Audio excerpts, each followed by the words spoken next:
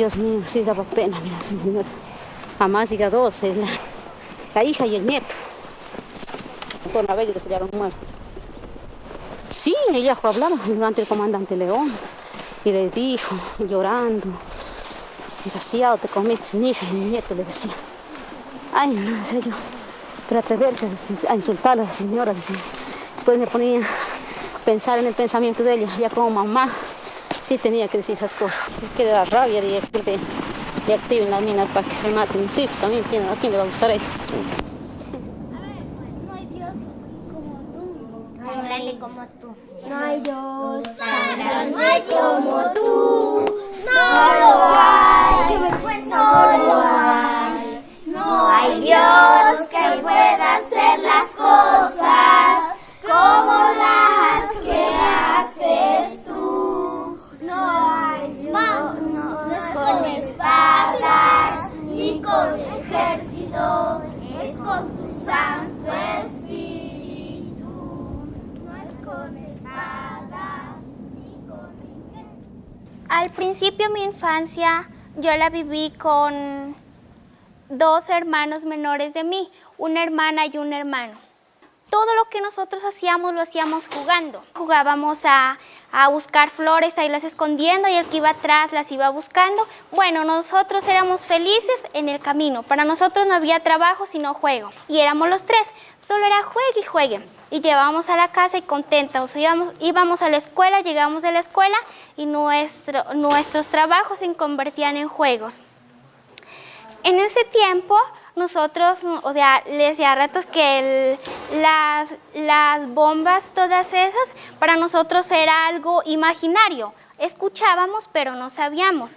No, que a partir del tiempo, ya cuando nosotros tuvimos que vivirlo, ahí fue cuando nosotros ya nos dimos cuenta cómo era la realidad.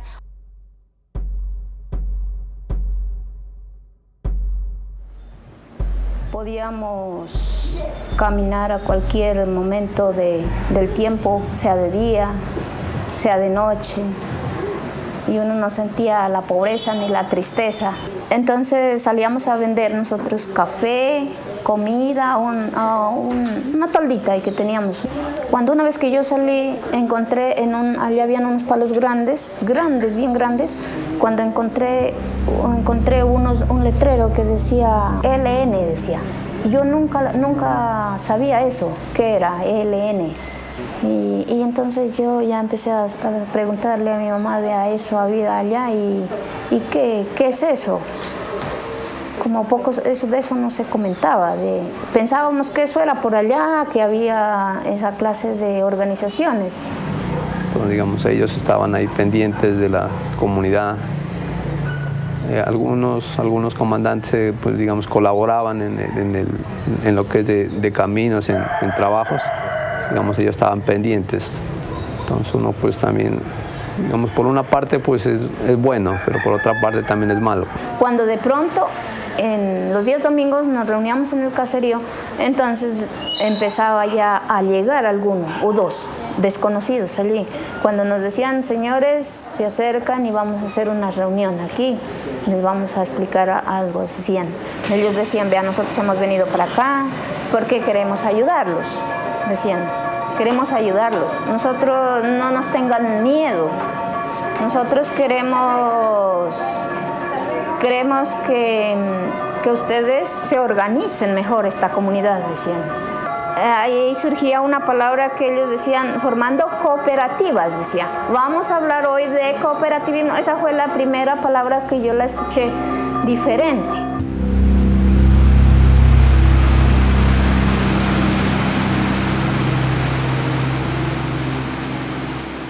Históricamente, nuestros territorios, nuestro municipio, el occidente de Nariño, tiene una maldición que todavía no se le ha despejado y que va a costar mucho tratar de acabarla, y es la maldición de los cultivos de uso ilícito.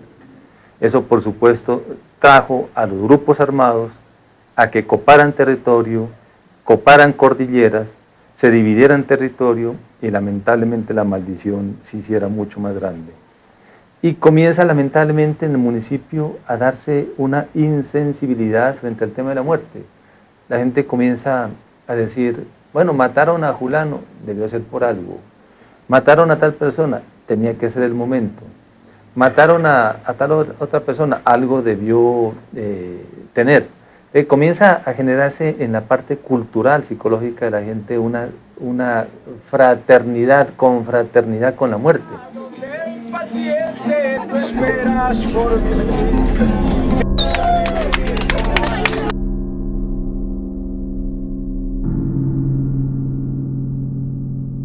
Sí, el sector montañoso casi la gente se mete es por eso. Por detrás de la coca se va a buscar a veces hasta la muerte. Sí, antes sí se podía salir hasta que el gobierno mandó pues la ley, ¿no? Soldados, hasta que llegaron ellos y hasta que no llegaban era tranquilo. Pero en el momento que entraron ellos, desafortunadamente todo se volvió un desorden, que ya los grupos armados empezaron a minar pues supuestamente para ellos, pero los lastimados fuimos la gente civil.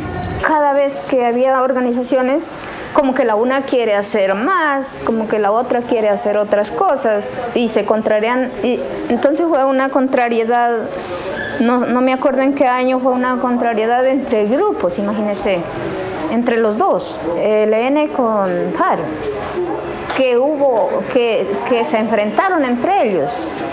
Y allí callamos en el medio los pobres campesinos los que vivíamos allá. Los guerreros ya comenzaban a minar los caminos. En ese sentido, los guerreros sí, primero pues, hablan con las comunidades, ya le informan a uno. A tales horas vamos a minar, decían ya. Eso le colocaban las minas por allá de 5 a 4 metros, le iban colocando ya de seguido. Ya la persona que salía pues ya llevaba las consecuencias.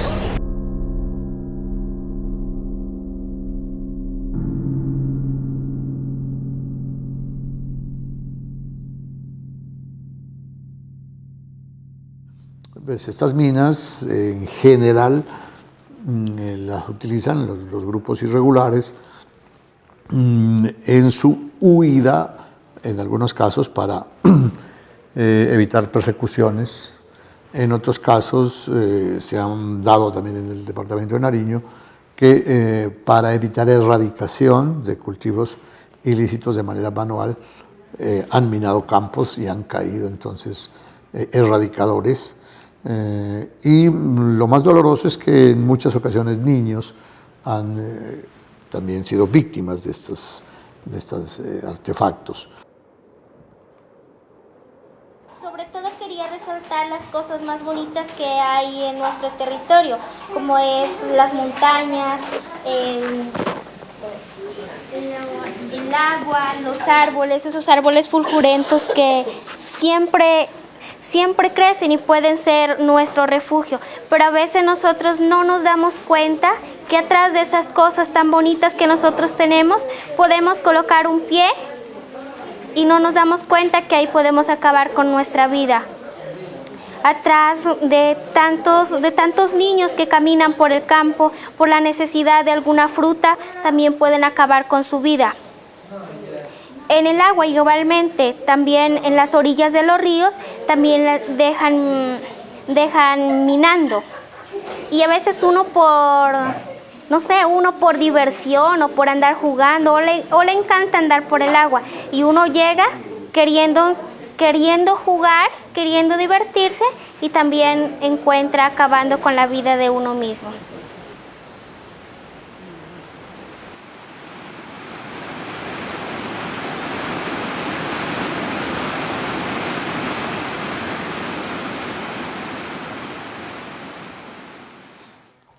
Me acuerdo tanto que íbamos para la finca con mi mamá y subimos una montañita y cuando veníamos de regreso, escuchamos algo que sonó muy duro y como que los pies a uno como se le estremece del tanto ruido.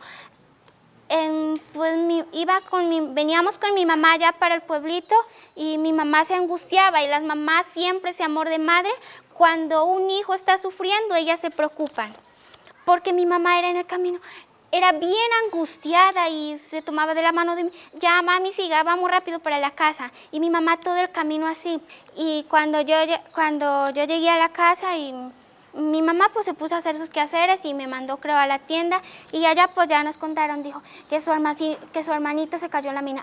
Y pues yo no sabía qué pensar y cómo reaccionar, porque iba mi papá y mis 2 hermanos y no sabía cuál de los 2. Yo decía, ¿será él? ¿Será? No, que no sea ninguno. Pero yo decía, no, uno de los 2 tiene que ser. Y o sea, uno es como que algo se le destroza, como que ya no quiere saber nada más. Como que tal vez uno quisiera irse juntos con ellos. Si Dios permitiera y nos llevara algún día al cielo, pues uno lo haría en ese mismo momento, ¿no?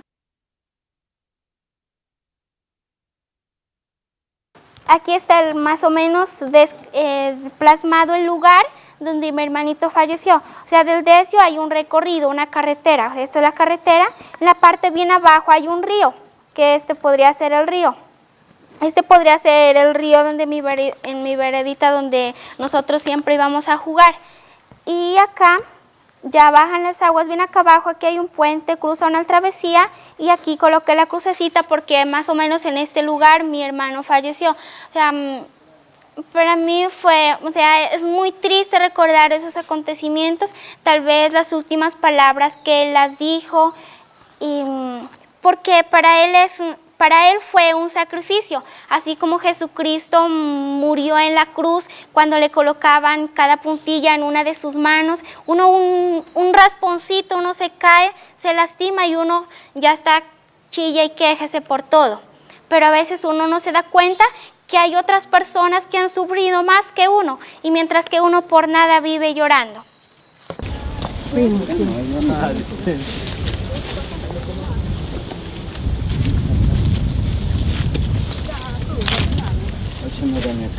Aplique lo que le enseñan, camine donde caminan los demás.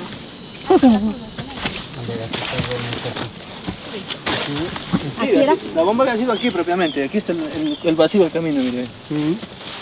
Aquí era lo de don Javier, ¿no? Sí. Aquí está la cruz. La cruz se la han puesto allá.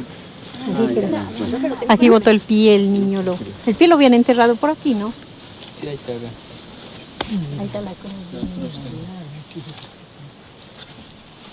Aquí hay pedazos de huesos, astillitas de huesos del niño. Qué pesado, ¿no?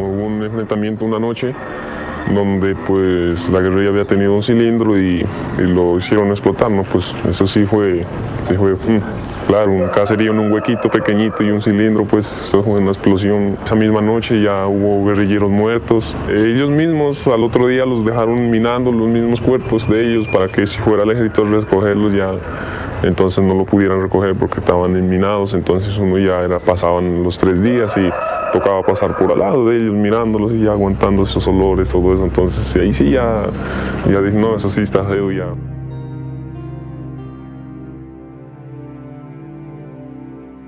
Nosotros trabajamos, pero ellos andaban por el camino, todo eso, tenían campamentos.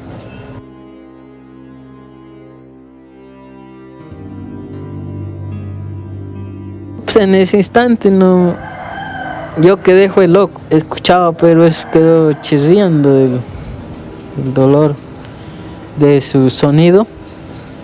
Y después ya el Cristian me gritaba, él le decía Francisco, le decía ¿dónde estás? Y yo pues no podía hablar, de ahí loco quedé. En el momento de la explosión uno queda como aturdido, no sabe qué le sucedió, qué pasó, se puede decir como ido, no es como que queda traumatizado. Yo en el momento sentí como un golpe que me pegó como en el pecho y que como que me elevó por los aires, y cuando me di cuenta estaba por abajo en un hueco y me tocaba, se puede decir, el cuerpo estaba esquirleado, la cara, y hacía por ver, ¿no? Me abría las vistas con las manos, me las abría para ver qué ha sucedido, y me tocaba la cara totalmente pedaciada, hecho huecos, no me conocía mi cara. Yo dije, ¿qué me sucedió? ¿Qué me pasó? Y no miraba, ¿por qué no puedo ver? Decía, y me abría la vista y no podía mirar nada, después miraba por una vista solo blanco, y al mismo momento pues se me empezó como a hinchar, se puede decir, la cara, asustado, se puede decir, como ese miedo que uno mira la muerte, se puede decir. Y después ya me miré y estaba dañado. La bota la llevó toda la plantilla, quedó la manga nomás. Y los dedos pues me quedó pegados, así se movían y eso. Después me dolía durísimo, me bajaba sangre altísima. Yo antes, por gracias a Dios, estoy aquí, y no, pues ya me era muerto. El compañero no quería que le amarre el pie, estaba lo más volado el pie, decía, y que le amarre, y yo no podía auxiliarlo porque no podía ver como para amarrarle el pie. Mi compañero fue el que más, se puede decir, gritó, pues dando gracias a Dios, pues nos habían escuchado unas 2 personas de otra vereda de por ahí cerca, habían escuchado la explosión y se acercaron como a ver qué había sucedido, y llegó un señor viejito, pues él nos fue a dar llamando gente, pero apenas había uno y de ahí la gritada que nosotros pegábamos, llegaron como 5 más. Ellos nos jalaron hasta abajo, una casa, para pasarnos por un río. Ya dijo que esa ley llegó ahí, estaba jodiendo.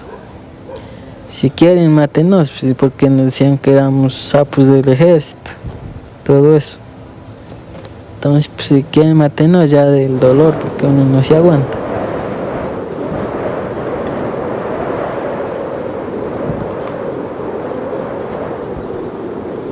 Las víctimas de minas son la población más pobre, más humilde de las regiones más aisladas, donde el Estado casi no hace presencia, sin decirnos mentiras.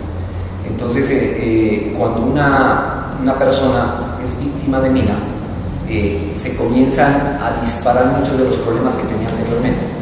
A veces uno mira como si el problema solamente fuera a partir del evento traumático de la mina, no, viene mucho más allá, de que cuando es víctima, pues esta persona comienza a desencadenar múltiples problemas a nivel familiar, a nivel social, cosas que ya tenían que se disparen. Claro que se le agrava mucho más si la persona queda amputada, si queda ciega, si queda con problemas de salud. Y por lo general quedan las personas en un estado politraumático, pero complicadísimo. Que es que sí, las mamás allá sufriendo, doña Rubiela en Cali, con el hijo, y yo en Pasto sufriendo las 2.000 penas ahí, y que le teníamos que pagar esa mina, 1,5 millones a cada una. Allá le decían los guerreros que si les activaba, digamos, alguna persona, le hacían pagar, le costaba como 500.000 pesos una mina, tenía que pagar eso. Y si no pagaba, le decía, bueno, si usted no paga, le vamos a quitar la tierra porque varias personas de allá de la montaña, digamos, les han quitado las tierras, los han cogido los guerros y los han dejado sin nada. Mamita dijo, yo me atacan esa ley que vamos a pagar esa mina. Entonces le dije yo, ve a mi hija, véngase a cuidarlo a su hermano, que yo voy a arreglar con eso allá. No, mamita, usted se hace matar, usted es alzada, me decía, ¿no? Nos llamaban al Decio. Fuimos, yo y doña Rubiela, allá, que sí, que teníamos que pagar 1,5 millones por el daño. Yo ya bajé y le dije, vea señor, disculpe, yo, si es para matar y me matan aquí mismo, pero no me van a dejar como a mi hijo lo dejaron, le dije. sufriendo y media vida, le dije. Porque ustedes que se les perdiera un ser del cuerpo, le dije, a ver si no les gusta. Ustedes tienen que ver la posibilidad y tener rabia, les dije, ¿no? Yo no les voy a pagar esa plata. Me vuelven el pie de mi hijo como él era, con mucho gusto los busco. Yo soy pobre a morir, le dije. Pero yo los busco así 1,5 millones, le dije, porque clientela tengo ni quiera que sea. Yo sí no les voy a pagar así nomás, le dije. Me le vuelven el pie. Ignorante, me dijo ese comandante, ¿no? Ignorante, dijo. ¿Cómo vas a creer, dijo, que yo voy a hacer esas cosas de pagarte el pie ya perdido, dijo? Porque en la que caímos nos obligaban a pagarla, ¿no? Nosotros, pues, ya decir que no, nosotros no pagábamos, que porque a uno no le volvían lo que uno perdía.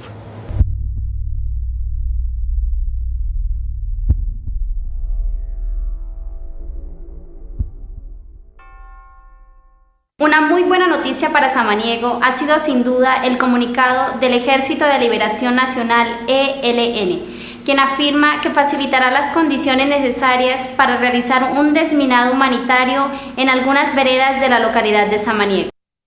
La carta del Ejército de Liberación Nacional ELN está firmada por los representantes de esa organización, fue enviada desde La Habana el 29 de octubre a la Comisión Impulsora del Desminado, conformada el pasado 14 de junio en una reunión realizada en la vereda Chinchal. Al ELN le exigimos en la cuarta ronda de conversaciones que haga el desminado humanitario, y de la cuarta ronda de conversaciones sale casi que la única decisión de esa cuarta ronda de conversaciones es que el ELN acepta desminar 14 veredas en el municipio de Samaniego, y es la declaración que más visible es en esa cuarta ronda de conversaciones, y comienza a partir de allí.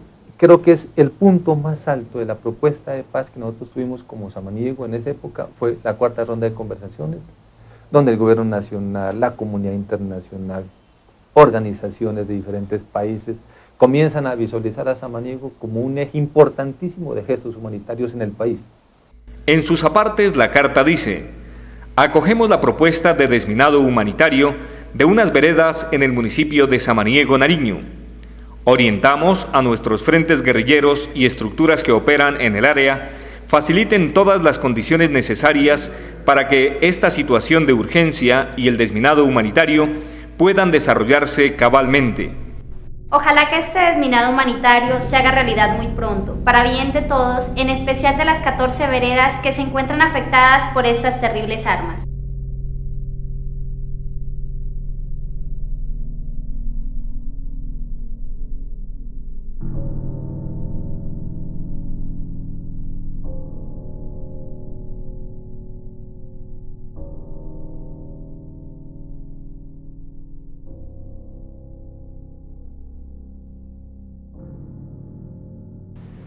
La plata que nosotros habíamos logrado para el desminado humanitario, cerca de 2.700 millones de pesos, el gobierno aprovecha para entregársela a una fundación, que es la Fundación Restrepo Barco, que aprovecha para gran parte de esa plata hacer no un desminado humanitario como nosotros lo teníamos previsto, sino hacer un desminado militar.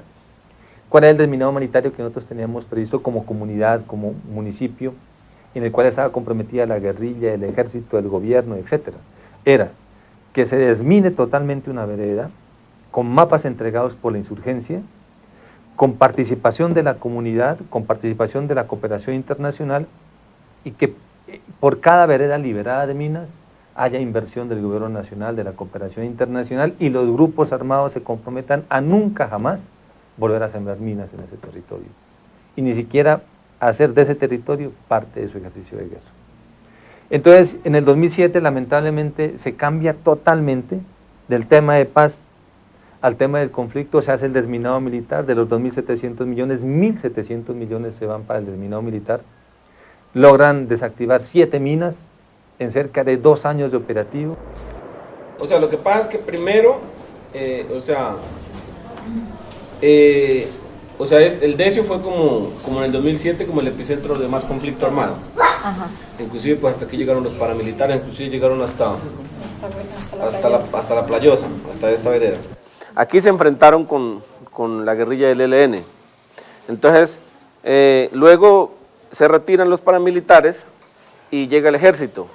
Entonces sale la guerrilla y mina todo este sector, pues para supuestamente parar la entrada de la fuerza pública. Pero los agentes de Betania ya no tenían que dar la vuelta, salían aquí, pero se confinó este sector, siguió confinado este sector, o sea, ya no era este sector el que estaba minado, sino de aquí a aquí, o sea, esta parte.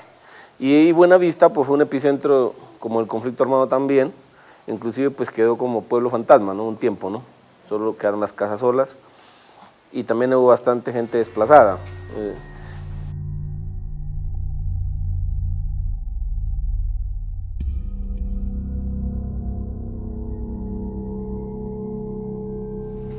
Me tocó alzar muchas personas mutiladas, muertos.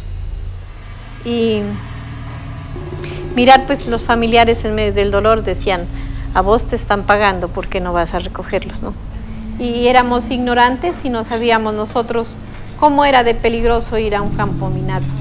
Entonces, esas fueron como cosas, ¿no?, que por el desconocimiento de los derechos uno no denunciaba, y después de organizarse para la denuncia. Entonces siempre estuvimos organizados y nosotros sufríamos mucho por todas estas personas confinadas, todas estas veredas.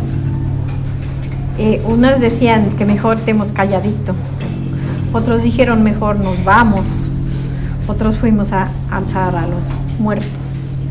Y otros habían disfrazados, ¿no?, que nos querían ayudar, pero se estaban riendo de nosotros, se burlaban, pues decían que no pasaba nada.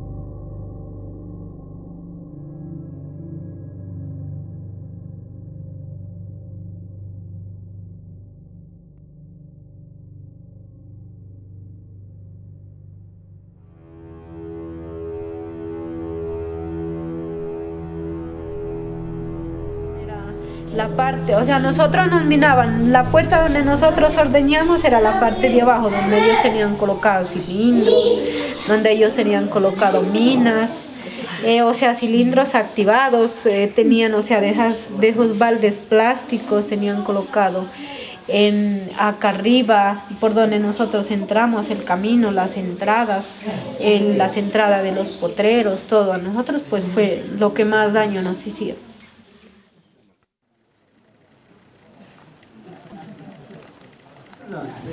Estamos cansados de tanta injusticia en este país. Nos hemos dado cuenta que todos nosotros tenemos unos derechos. Sabemos que nosotros tenemos derecho a una educación, tenemos derecho a vivir una vida digna, tenemos derecho a una salud, en la cual aquí no la tenemos. Nosotros no podemos salir a caminar ya libremente. Exigimos el desminado humanitario, porque el desminado humanitario es cuando llega a un acuerdo del gobierno con los grupos armados, con los que colocan las minas y con las comunidades. Entonces tenemos que ser valientes y ser organizados y luchar para protestar contra este mal gobierno. Porque nos hemos dado cuenta que la paz no se logra sometiendo al pueblo, sino dándole la oportunidad de ser libre.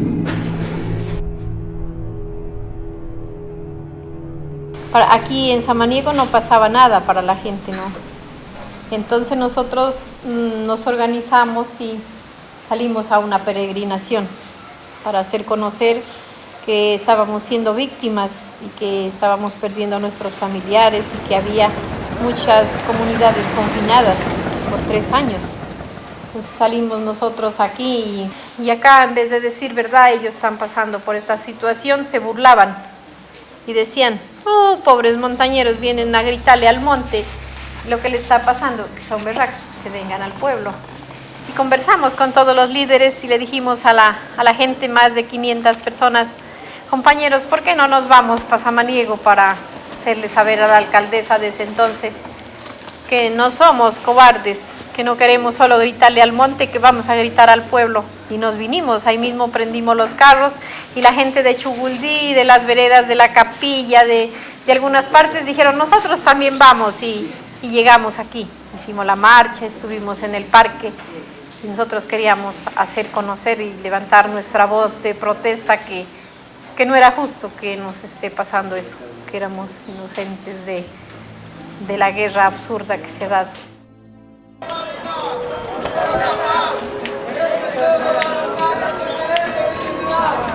Por la vida, por la paz, el sector de la montaña se merece dignidad. Cuando ya se empezó a hacer denuncias, inclusive algunos retuvieron algunas personas, pues algunas también fueron acusadas, ¿no?, de colaboradores de la guerrilla. O sea, esto todavía está inminente, ¿no? O sea, ahorita estamos corriendo más riesgo que antes todavía. ¿Por qué? Porque la metodología que ha cogido ahorita la fuerza pública o el Estado, digámoslo, el gobierno, o sea, andan con reinsertados que anduvieron por esta zona, que conocen a todos los líderes, para que ellos anden, o sea, como mostrando a la gente, como quien dice, este colaboraba, este no colaboraba, siendo que este era un territorio dominado por los grupos armados. O sea, ¿quién está zafo de que no habló con la guerrilla, o de que la guerrilla no llegó a su casa, o de que no pasó por su camino? Nadie no está zafo de eso. Entonces, eso se constituye también en un peligro gravísimo para nosotros.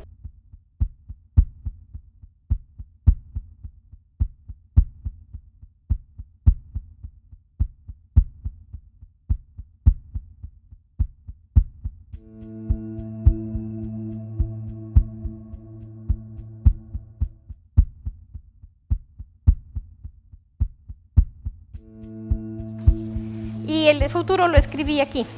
El futuro para mí y mi comunidad sea mejor sin olvidar el pasado. Tener territorio para poder tener un futuro bueno y un buen vivir en paz, en armonía con la naturaleza, conmigo mismo y con la Pachamama.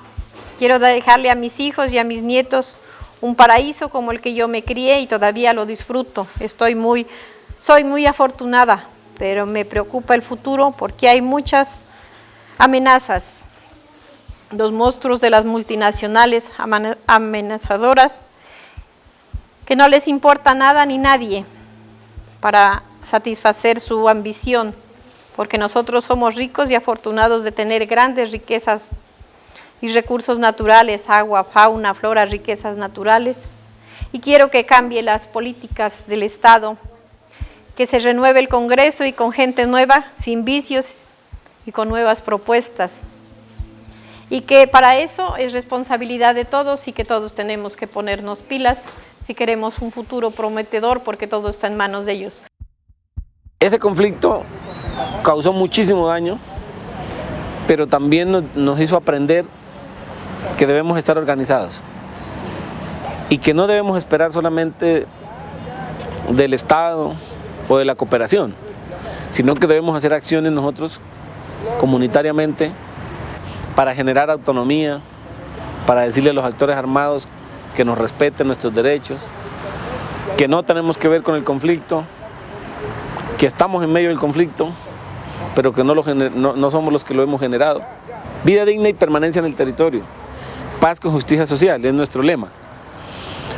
Nosotros queríamos pertenecer en el territorio, o sea, permanecer en el territorio pero viviendo con dignidad, o sea, no que nos tengan, o sea, los unos, los otros, vea esto, lo otro, no, sino que ese es nuestro territorio y que nos lo respeten. Y nosotros creemos que la construcción de paz es eso.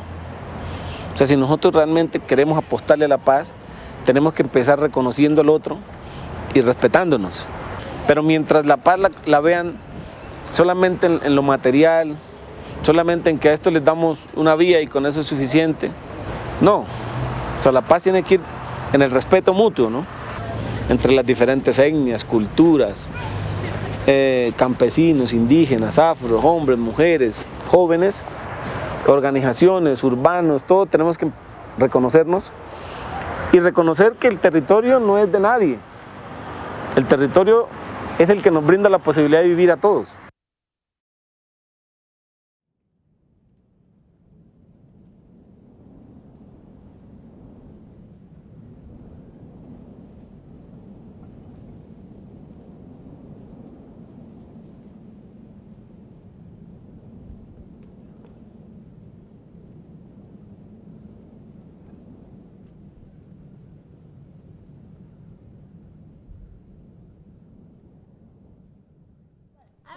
No hay Dios como tú, tan grande como tú. No hay Dios tan grande como tú. No lo hay, qué vergüenza, no lo hay. No hay Dios que pueda hacer las cosas como las que haces tú. No hay Dios, no es con espadas ni con ejército, es con tu Santo Espíritu. No es con espadas ni con ejército,